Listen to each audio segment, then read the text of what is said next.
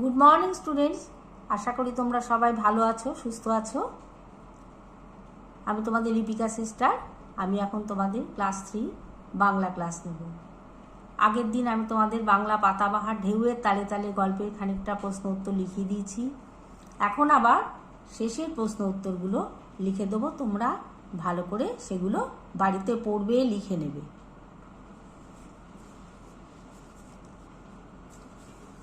আগের ক্লাসে আমি তোমাদের টিকা লেখো করিয়েছিলাম সেক্সটান্ট আর কনৌজি আংড়ি।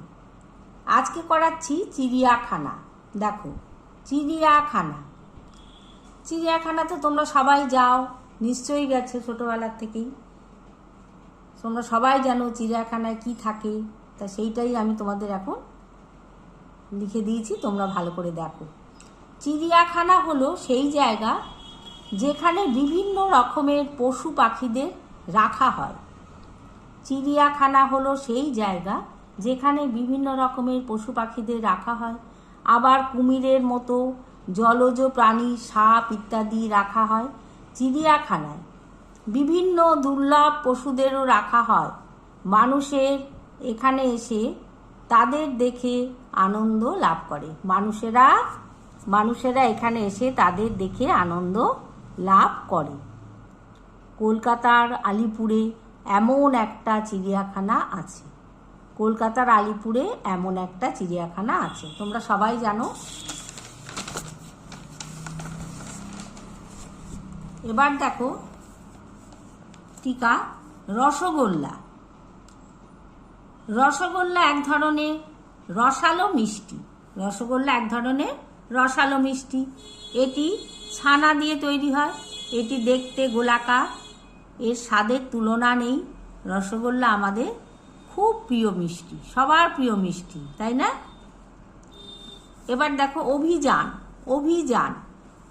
বলতে বোঝায় কোনো গন্তব্যের উদ্দেশ্যে যাত্রা করা।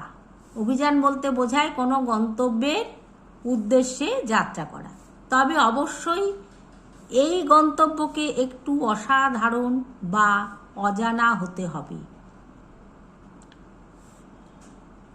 এই অভিযান একা বা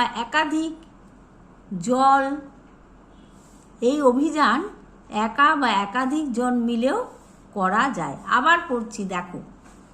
অভিযান বলতে বোঝায় কোনো গন্তব্যের উদ্দেশ্যে যাত্রা করা।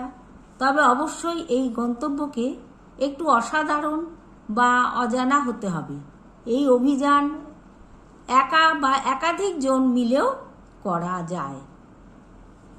এবার দেখো বাক্য রচনা সমুদ্র, কচ্ছপ, নৌকো, পিঁপড়ে, সাঁতার, ঘুড়ি।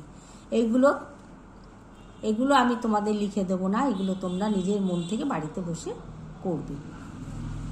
আচ্ছা, তারপরে দেখো বিপরীত শব্দ লেখো। বিরাট ক্ষুদ্র, পেছনে সামনে, বন্ধ খোলা, ঠিক ভুল, দিন রাত। ঠিক আছে, আমি তোমাদের সমস্ত লিখিয়ে দিলাম। তোমরা বাড়িতে বসে ভালো করে এগুলো পড়বে।